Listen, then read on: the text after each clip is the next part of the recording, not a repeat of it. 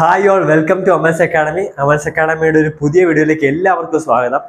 So നമ്മളിന്ന് basically discuss ചെയ്യുന്നത് എങ്ങനെ ഒരു ട്യൂഷൻ തിരഞ്ഞെടുക്കാം, ഒരു ട്യൂഷന് വേണ്ട ഫീച്ചേഴ്സ് എന്തൊക്കെയാണ്, നമ്മുടെ കുട്ടികളുടെ അക്കാഡമിക് ഇയറിനെ ത്രൂ ഔട്ട് സപ്പോർട്ട് ചെയ്യാൻ എന്തൊക്കെ ഫീച്ചേഴ്സാണ് ആവശ്യം, എന്താണ് ഒരു ഓൺലൈൻ ട്യൂഷൻ ഒരു ഓഫ്ലൈൻ ട്യൂഷൻ്റെ അഡ്വാൻറ്റേജസ് ഡിസഡ്വാൻറ്റേജസ്, എന്തൊക്കെ ഫീച്ചേഴ്സാണ് അമൽസ് അക്കാഡമിയുടെ ട്യൂഷൻസ് പ്രൊവൈഡ് ചെയ്യുന്നത്, എങ്ങനെയാണ് നമ്മൾ ഈ ഓരോ പ്രശ്നങ്ങളും പരിഹരിക്കുന്നത്, അങ്ങനത്തെ വളരെ ബേസിക് ആയിട്ടുള്ള കാര്യങ്ങളാണ് നമ്മൾ ഇന്നത്തെ വീഡിയോയിൽ ഡിസ്കസ് ചെയ്യുന്നത്.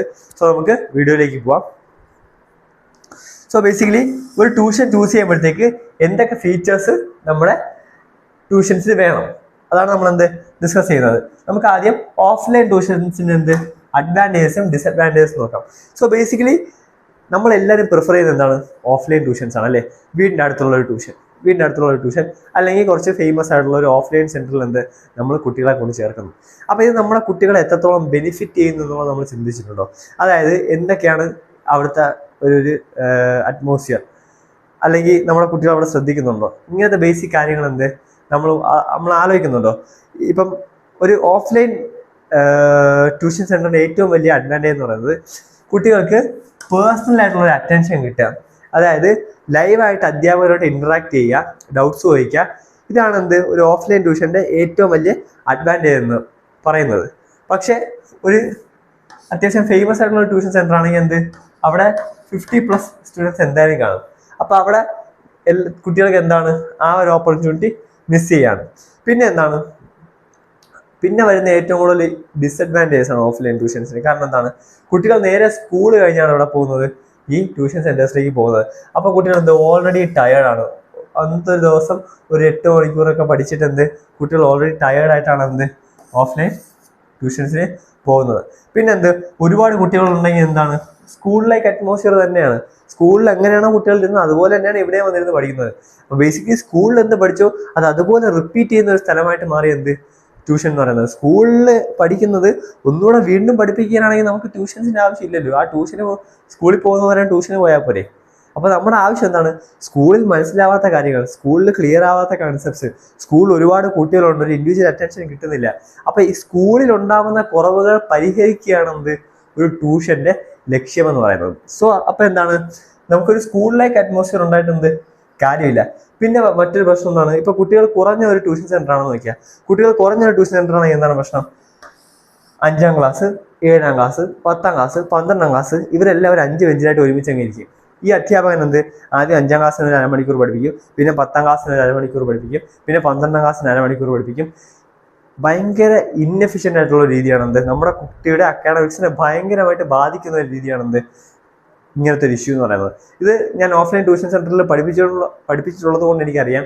മിക്ക ഓഫ്ലൈൻ ട്യൂഷൻ സെന്റേഴ്സിലും ഇതാണ് നടക്കുന്നത്. ഓഫ്ലൈൻ ട്യൂഷൻ സെന്റേഴ്സിൽ ഇതാണ് നടക്കുന്നത്. ഇത് നമ്മുടെ കുട്ടികളുടെ അക്കാഡമിക്സിനെ ഭയങ്കരമായിട്ട് ബാധിക്കുന്നുണ്ട്. അടുത്തത് റിവിഷൻ ഓഫ് ടോപ്പിക്സ് ആണ്. നമ്മളൊരു ഓഫ്ലൈൻ സെന്റർ ജോയിൻ ചെയ്താൽ നമുക്ക് തുടക്കം പഠിപ്പിച്ച ടോപ്പിക്സ് ഒരു തേർഡ് ടേം ആകുമ്പോഴത്തേക്ക് നമുക്കൊന്ന് റിവൈസ് ചെയ്യണം. നമുക്കത് ഓപ്ഷൻ ഇല്ല. നമ്മൾ വീണ്ടും സാറിൻ്റെ അടുത്ത് പോയി സംസാരിക്കണം. സാറിൻ്റെ ടൈം സ്പെയർ ചെയ്ത് നമ്മൾ വീണ്ടും സാറുമായിട്ട് സംസാരിച്ച് ആ ഡൗട്ട്സ് ക്ലിയർ ചെയ്യേണ്ടി വരുന്നു. അപ്പോൾ അത് കുറച്ചുകൂടെ ഒരു ഹെക്ടിക് പ്രോസസ്സാണ്. നമുക്ക് എല്ലാവർക്കും അങ്ങനെ സാറുമായിട്ട് പോയി ഡൗട്ട് ചോദിക്കാതെ എന്ത് പറ്റും, സാറിന് തേർഡ് ടേം പോർഷൻസ് കംപ്ലീറ്റ് ചെയ്യാൻ പറ്റത്തില്ല. അപ്പോൾ സാർ എൻ്റർടൈൻ ചെയ്യത്തില്ല അല്ലേ. പിന്നെ മറ്റൊരു ഇഷ്യൂ എന്ന് പറയുന്നത് ഡിസ്റ്റൻസ് ആൻഡ് ട്രാവൽ ഇഷ്യൂസ് ആണ്. അതായത് ഒന്നുകിൽ ട്യൂഷൻ സെൻറ്റേഴ്സ് ദൂരെ ആയിരിക്കും, ഇല്ലെങ്കിൽ ട്യൂഷൻ കഴിഞ്ഞ് വരുമ്പോൾ രാത്രിയാവും, കൊണ്ടാക്കാനും വിളിച്ചുകൊണ്ട് വരാനും ആളില്ല. ഇങ്ങനെ ഒരുപാട് പ്രശ്നങ്ങൾ ഒരു ഓഫ്ലൈൻ ട്യൂഷൻ സെൻറ്ററിൽ നമ്മൾ നേരിടുന്നുണ്ട്. അപ്പോൾ ഈ പ്രശ്നങ്ങളെല്ലാം പരിഹരിക്കുന്നു, നമ്മുടെ ഓൺലൈൻ ട്യൂഷൻസ് ഈ പ്രശ്നങ്ങളെല്ലാം പരിഹരിക്കുന്നുണ്ട് അല്ലേ. ടയർഡാകും, വീട്ടിൽ വന്ന് വീടിൻ്റെ കംഫർട്ടിൽ പഠിക്കാം. ഒരു സ്കൂളിലേക്ക് അറ്റ്മോസ്ഫിയർ അല്ല, മൾട്ടിപ്പിൾ ക്ലാസ്സസ് അങ്ങനെ നടക്കുന്നില്ല, റിവിഷൻ ഓഫ് ടോപ്പിക്സ് നമുക്ക് പറ്റും, റെക്കോർഡഡ് ക്ലാസ്സുകളുണ്ട്, ഇങ്ങനെ ഡിസ്റ്റൻസ് ഇഷ്യൂ വരുന്നില്ല. അപ്പോൾ അവിടുത്തെ ഏറ്റവും വലിയ ഡിസഡ്വാൻറ്റേജ് എന്തായിരിക്കും, മറ്റടുത്ത പേഴ്സണൽ അറ്റൻഷൻ കിട്ടുന്നുണ്ട്. ഇവിടെ അങ്ങനെ ഒരു ഇൻഡിവിജ്വൽ അറ്റൻഷൻ കിട്ടുന്നില്ല അല്ലേ. ഒരു വലിയ പ്രശ്നമാണ്. പിന്നെ അത് മാത്രമല്ല ഒരു ഫീഡ്ബാക്ക് സിസ്റ്റം ഇല്ല. കുട്ടിക്ക് സാറുമായിട്ട് സംസാരിക്കാൻ ഒരു ഓപ്പർച്യൂണിറ്റി ഇല്ല. ഫോർ എക്സാമ്പിൾ, ഇപ്പോൾ നമ്മുടെ ഫേമസ് ഓൺലൈൻ ട്യൂഷൻസ് എടുത്താൽ അവിടെ ഒരു ബാച്ചിൽ ചേരുന്നത് 500 മുതൽ 1000 സ്റ്റുഡൻസ് വരെയാണ് ഒരു ബാച്ചിൽ ചേരുന്നത്. അവിടെ 10th ആയാലും 9th ആയാലും അവരുടെ ഒരു ബാച്ചിൽ കയറുന്നത് എന്താണ് 500 മുതൽ 1000 കുട്ടികളാണ്. അപ്പൊ ഇവരുടെ ലൈവ് ക്ലാസ്സുകളിൽ ഓരോ സെക്കൻഡും 100 കണക്കിന് കമന്റ്സ് ആണ് എന്ത് പാസ് ചെയ്ത് പോകുന്നത്. അപ്പൊ ഒരു കുട്ടി ഒരു ഡൗട്ട് ചോദിച്ചാൽ ആ ഡൗട്ട് സാർ സ്പോട്ട് ചെയ്യാന്നുള്ളത് എന്ത് ഒരുപാട് ഭാഗ്യം വേണം. ഇത്രയും കമന്റ്സിന്റെ ഇടയിൽ എന്ത് നമ്മുടെ ഡൗട്ട് സാറ് സ്പോട്ട് ചെയ്യണമെങ്കിൽ. അപ്പൊ അതെന്ത് വലിയൊരു പ്രശ്നമാണ്. അത് മാത്രമല്ല എന്ത് ഒരു ഫീഡ്ബാക്ക് സിസ്റ്റം ഇല്ല, പിന്നെ എന്താണ് ഇൻഡിവിജ്വൽ അറ്റൻഷൻ കിട്ടുന്നില്ല. അതേസമയം അഡ്വാൻറ്റേജസ് എന്താണ് റെക്കോർഡിങ്സ് കിട്ടുന്നു, നമ്മളെ കംഫർട്ട് സോണിൽ നിന്ന് ക്ലാസ് കാണാം. അപ്പൊ അങ്ങനെ എന്ത് മറ്റേ ഡിസഡ്വാൻറ്റേജ് എല്ലാം എന്ത് നമ്മളിവിടെ അഡ്വാൻറ്റേജ് ആക്കുന്നു അല്ലേ. അപ്പം ഇങ്ങനെ ഈ ഓൺലൈൻ്റെ ഡിസഡ്വാൻറ്റേജസും അഡ്വാൻറ്റേജസും എന്ത് അമൽസ് അക്കാഡമി എങ്ങനെ പരിഹരിച്ചു എന്ന് നമുക്ക് നോക്കാം. അമൽസ് അക്കാഡമിയുടെ കോഴ്സ് ഡിസൈൻ ചെയ്തിരിക്കുന്നത് കുട്ടികളുടെ കംഫർട്ട് ഇരുന്ന് പഠിക്കാൻ പറ്റണം, എന്നാൽ അവർക്ക് ഇൻഡിവിജ്വൽ അറ്റൻഷൻ കിട്ടാതെ പോയത്. അപ്പം അമൽസ് അക്കാഡമിയുടെ കോഴ്സിന്റെ ഡീറ്റെയിൽസ് എന്താണെന്ന് നമുക്ക് നോക്കാം. എല്ലാ ഓൺലൈൻ കോച്ചിങ് ഇൻസ്റ്റിറ്റ്യൂട്ട്സിലെ പോലെ നമ്മളും എന്ത് ലൈവ് ഇൻട്രാക്റ്റീവ് സെഷൻസും റെക്കോർഡിങ്സും കൊടുക്കുന്നുണ്ട്. ലൈവ് ഇൻട്രാക്റ്റീവ് സെഷൻസും റെക്കോർഡിങ്സും എന്ത് കൊടുക്കുന്നുണ്ട്. അപ്പം മറ്റുള്ള സ്ഥലങ്ങളിൽ നിന്ന് നമ്മളെ വ്യത്യസ്തമാക്കുന്നത് എന്താണ്? അതെ, നമ്മളെ വ്യത്യസ്തമാക്കുന്നത് നമ്മൾ ഒരു ബാച്ചിൽ വെറും 20 കുട്ടികളെ മാത്രമേ എടുക്കുന്നുള്ളൂ. ഒരു ബാച്ചിൽ വെറും 20 കുട്ടികളെ മാത്രം എന്ത് എടുക്കുന്നുള്ളൂ. അപ്പോൾ ഒരു ഓൺലൈൻ പെർസ്പെക്റ്റീവ് നോക്കിയാൽ ഈ 20 കുട്ടികൾ എന്നുള്ളത് എന്താണ് ഭയങ്കര കുറവാണ്. അതായത് ഒരു അധ്യാപകന് ഈ 20 കുട്ടികളെ എന്ത് ഇൻഡിവിജ്വൽ അറ്റൻഷൻ കൊടുത്ത് അവരുടെ പേര് വിളിച്ച് അവരെ ഓരോ സെക്കൻഡും എന്ത് അവരോട് ക്വസ്റ്റ്യൻസ് ചോദിച്ച് എന്ത് അവരോട് ഇന്ററാക്ട് ചെയ്ത് ഈ ഇന്ററാക്റ്റീവ് ലൈവ് സെഷൻസ് എന്നുള്ളത് എന്ത് ആ വാക്കിനോട് നമ്മൾ നീതി പുലർത്തുകയാണ്. മനസ്സിലായി? ഇന്ററാക്റ്റീവ് ലൈവ് സെഷൻസ് ആയിരിക്കും എന്ത് നടത്തുന്നത്. കുട്ടികളായിട്ട് ഇന്ററാക്ട് ചെയ്തെന്ത് അവരുടെ ഡൗട്ട്സ് ക്ലിയർ ചെയ്ത് അപ്പം തന്നെ ലൈവിൽ ക്ലിയർ ചെയ്തെന്ത് പോവുക. പിന്നെ ഒബ്വിയസ്ലി റെക്കോർഡിങ്സ് കിട്ടും. അപ്പോൾ ഇവർക്ക് ഇത് എത്ര പ്രാവശ്യം വേണമെങ്കിലും എന്ത് ഇവർക്ക് ഈ റെക്കോർഡിങ്സ് കണ്ട് പ്രാക്ടീസ് ചെയ്യാം. പിന്നെയാണ് എന്ത് അമൽസ് അക്കാഡമിയുടെ ഏറ്റവും സ്റ്റാർ ഫീച്ചർ വരുന്നത്. അമൽസ് അക്കാഡമിയുടെ ഏറ്റവും സ്റ്റാർ ഫീച്ചർ ആണ് weekly 1-to-1 live sessions. Weekly 1-to-1 live sessions അതായത് എന്താണ്, നിങ്ങളുടെ കുട്ടികൾ 10ാം ക്ലാസ്സിൽ പഠിക്കുകയാണെന്ന് വെച്ചോ, 10th സ്റ്റാൻഡേർഡിൽ പഠിക്കുകയാണ്. നിങ്ങളുടെ 10th സ്റ്റാൻഡേർഡിൽ പഠിക്കുന്ന കുട്ടിയെ സ്കൂൾ വർഷം തുടങ്ങുമ്പോൾ തൊട്ട് എല്ലാ ആഴ്ചയും എന്ത് അമൽസ് അക്കാഡമിയുടെ ഫാക്കൽറ്റീസോ മെന്റേഴ്സോ നിങ്ങളുടെ കുട്ടികളെ വിളിച്ച് 1-to-1 ആയിട്ട് വീഡിയോ കോളിൽ ഒരു അരമണിക്കൂർ അല്ലെങ്കിൽ എത്ര സമയമാണോ എടുക്കുന്നത് വെച്ചാൽ അത്രയും സമയം എന്ത് സംസാരിക്കുകയാണ്. ഇവിടെ എന്താണ് കുട്ടികൾക്ക് പ്രോപ്പറായിട്ടുള്ള സ്ട്രാറ്റജി കൊടുക്കുകയാണ്, അവർക്കൊരു പ്രോപ്പർ ഗൈഡൻസ് കൊടുക്കുകയാണ്. അവർ എവിടെയാണ് വീക്ക്, അവർക്ക് എവിടെയാണ് മാർക്ക് കുറവ്, അവർ ഏതൊക്കെ ചാപ്റ്റേഴ്സാണ് പഠിക്കാത്തത്, ഏതൊക്കെ ചാപ്റ്റേഴ്സ് പഠിക്കണം, അവരുടെ സ്ട്രോങ് പോയിന്റ്സ് ഏതാണ്, അവർ ഏത് രീതിയിലാണ് പഠിക്കുന്നത്, അവരുടെ ലേണിംഗ് കർവ് എങ്ങനെയാണ്. അങ്ങനെ അവരുടെ രീതികൾ മനസ്സിലാക്കി അവർക്ക് വേണ്ടി പേഴ്സണലായിട്ടൊരു സ്ട്രാറ്റജി ഡെവലപ്പ് ചെയ്ത് എന്ത് കൊടുക്കുക അവർക്ക് പ്രൊവൈഡ് ചെയ്യുക. ഇതാണ് എന്ത് അമൽസ് അക്കാഡമിയുടെ ഉദ്ദേശം എന്ന് പറയുന്നത്. ഇപ്പോൾ 10th സ്റ്റാൻഡേർഡ് ആണെങ്കിൽ അവസാനത്തെ എക്സാമിൻ്റെ ഇമ്പോർട്ടൻസ് എന്താണ് തുടക്കം മുതലേ നമ്മൾ എക്സ്പ്ലെയിൻ ചെയ്ത് അവരെ കോൺഷ്യസ് ആക്കി അവരെ തുടക്കം മുതലേ പഠിക്കാൻ നമ്മൾ എന്ത് മോട്ടിവേറ്റ് ചെയ്തുകൊണ്ടിരിക്കുകയാണ്. ഇനി 8th or 9th സ്റ്റാൻഡേർഡ് ആണെങ്കിൽ എക്സാം ഇല്ലാത്ത സമയത്ത് എവറി 2 വീക്സ് എന്ത് നമ്മൾ അവർക്ക് 1-on-1 സെഷൻസ് കൊടുക്കുന്നതാണ്. ഇനി എക്സാം ഉള്ള മന്ത് ആണെങ്കിലോ വീക്ക്ലി എന്ത് അവർക്കും എന്തുണ്ട് 1-on-1 സെഷൻസ് ഉണ്ട്. എല്ലാ ആഴ്ച എന്ത് അവരെ വിളിച്ചു എന്ത് സംസാരിക്കുന്നുണ്ട് എക്സാം ഉള്ള ആഴ്ചകളിൽ.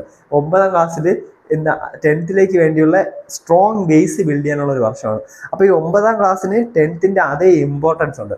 അപ്പോൾ അതേ ഇമ്പോർട്ടൻസ് കൊടുത്തുകൊണ്ടാണ് എന്ത് നമ്മൾ 9th സ്റ്റാൻഡേർഡിനെയും 10th സ്റ്റാൻഡേർഡിനെയും എന്താണ് പരിഗണിക്കുന്നത്.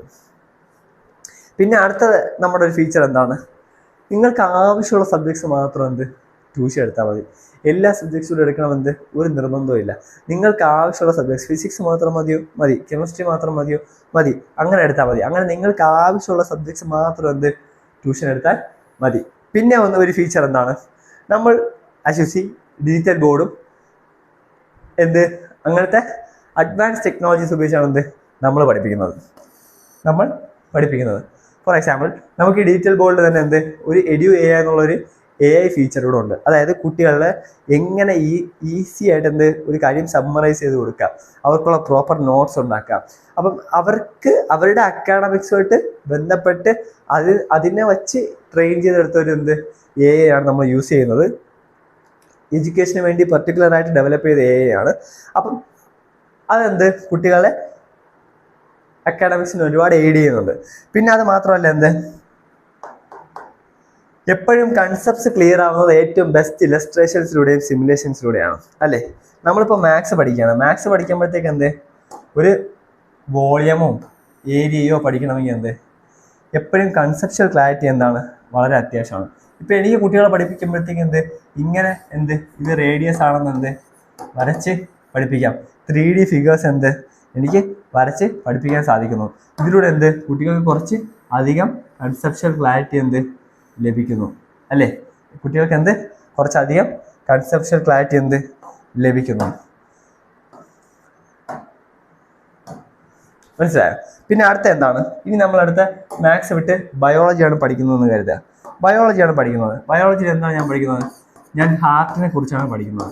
ഹാർട്ടിനെ കുറിച്ച് പഠിക്കുമ്പോൾ വെറുതെ ഇങ്ങനെ എഴുതി ഒരു ചെറിയ പടമൊക്കെ വരച്ച് പഠിച്ചാൽ മതിയോ? ഇല്ല. പഠിക്കുന്നത് എന്ത് കുറച്ചുകൂടെ ഇൻട്രസ്റ്റിംഗ് ആക്കണം. വളരെ ഇൻട്രസ്റ്റിംഗ് ആയിട്ട് പഠിക്കാനാണ് എന്ത് എനിക്ക് താല്പര്യം. അപ്പം ഞാൻ എന്ത് ചെയ്യും, ഹാർട്ടിനെ കുറിച്ച് എന്ത് നമ്മുടെ AI ചോദിക്കും. എന്നിട്ട് എങ്ങനെ തന്നെ എനിക്ക് ബെസ്റ്റായിട്ട് പഠിക്കാനുള്ള അവസരം തരും.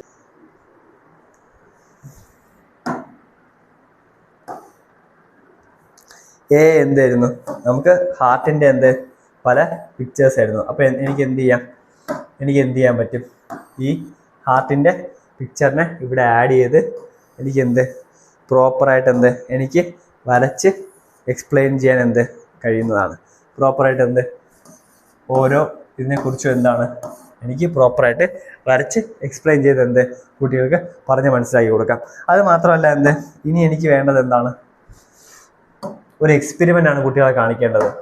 ഒരു എക്സ്പെരിമെൻ്റ് കാണിക്കണം. അപ്പോൾ ആ എക്സ്പെരിമെൻറ്റ്സ് എന്ത് നമ്മളുടെ കുട്ടികൾക്ക് പഠിക്കാനുള്ള എല്ലാ എക്സ്പെരിമെൻറ്റ്സും എന്തുണ്ട് വേണ്ട നമുക്കിവിടെ സിമുലേഷൻസ് ഉണ്ട്. മനസ്സിലായോ? എല്ലാ എക്സ്പെരിമെൻറ്റ്സ് എന്തുണ്ട് നമുക്കിവിടെ സിമുലേഷൻസ് ഉണ്ട്. നമ്മളിപ്പോൾ എന്ത് കെമിസ്ട്രിയാണ് പഠിക്കുക എന്ന് കരുതുക. കെമിസ്ട്രി പഠിക്കുമ്പോഴത്തേക്ക് എന്ത് എല്ലാം ഇതുപോലെ നേരിട്ട് കണ്ട് മനസ്സിലാക്കി പഠിക്കുമ്പോൾ എന്താണ് അതുണ്ടാക്കുന്ന കൺസെപ്ച്വൽ ക്ലാരിറ്റി ഭയങ്കര ഡീപ്പാണ്. നമ്മളെന്ത് പെട്ടെന്ന് മറന്നു പോകുന്നില്ല. ഞാനിവിടെ എന്ത് ചെയ്യുന്നു, ഓരോന്നായിട്ട് എന്ത് ഉണ്ടാക്കുകയാണ് അല്ലേ. ഓരോന്നായിട്ട് എന്ത് ഉണ്ടാക്കുകയാണ്. ഇപ്പം എന്താണ് ഹീലിയം അയോണാണ്. കാരണം എന്താണ് ഇതിൻ്റെ പുറത്ത് ഇലക്ട്രോൺസ് ഇല്ല. ഞാൻ ഇലക്ട്രോൺസ് ആഡ് ചെയ്യുമ്പോഴത്തേക്കോ എന്ത് സംഭവിക്കുന്നു, ഇതൊരു ന്യൂട്രൽ ആറ്റമായി അല്ലേ. എനിക്ക് ഇതുപോലെ എന്ത് കുട്ടികളെ ഓരോന്നായിട്ട് എന്ത് എനിക്ക് കുട്ടികൾക്ക് ഇവിടെ എക്സ്പ്ലെയിൻ ചെയ്ത് കൊടുക്കാൻ പറ്റും. അപ്പം അടുത്ത എന്താണ്,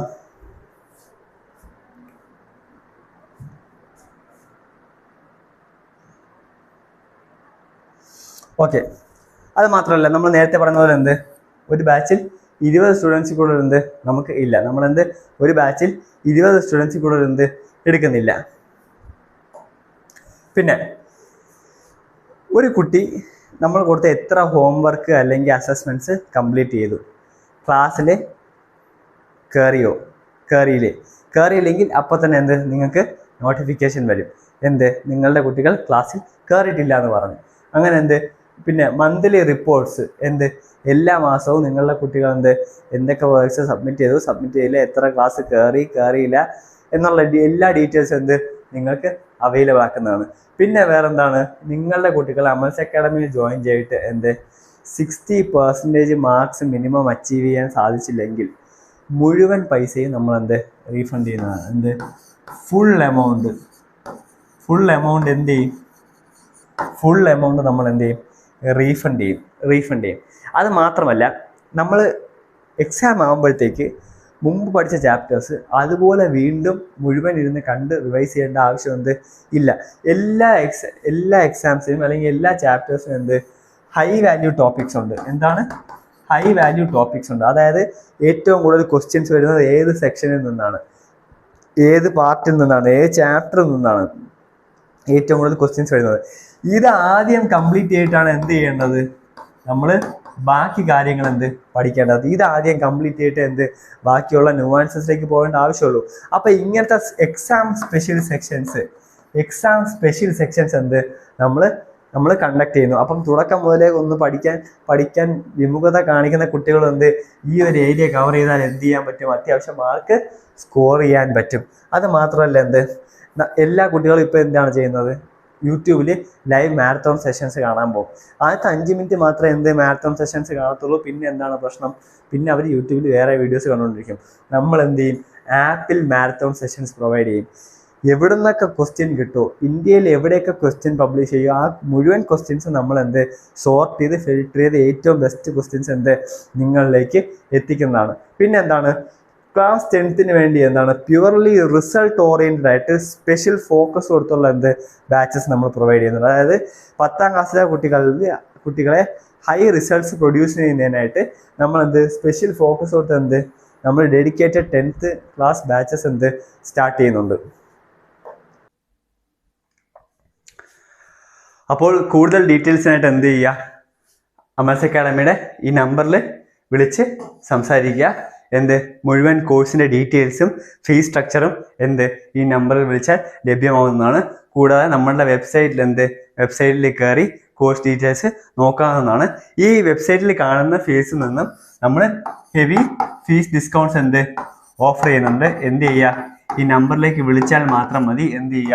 നിങ്ങൾക്ക് ഇഷ്ടപ്പെട്ട രീതിയിൽ ഫ്ലെക്സിബിൾ ആയിട്ടുള്ള മന്ത്ലിയോ ആനുവൽ പേയ്മെൻറ്റ്സ് ആയിട്ടോ നിങ്ങൾക്ക് നിങ്ങളുടെ ഫീസ് സ്ട്രക്ചർ ഡിസൈൻ ചെയ്ത് ഹെവി ഡിസ്കൗണ്ട്സോടെ കോഴ്സിൽ എൻറോൾ ചെയ്യുന്നതാണ്.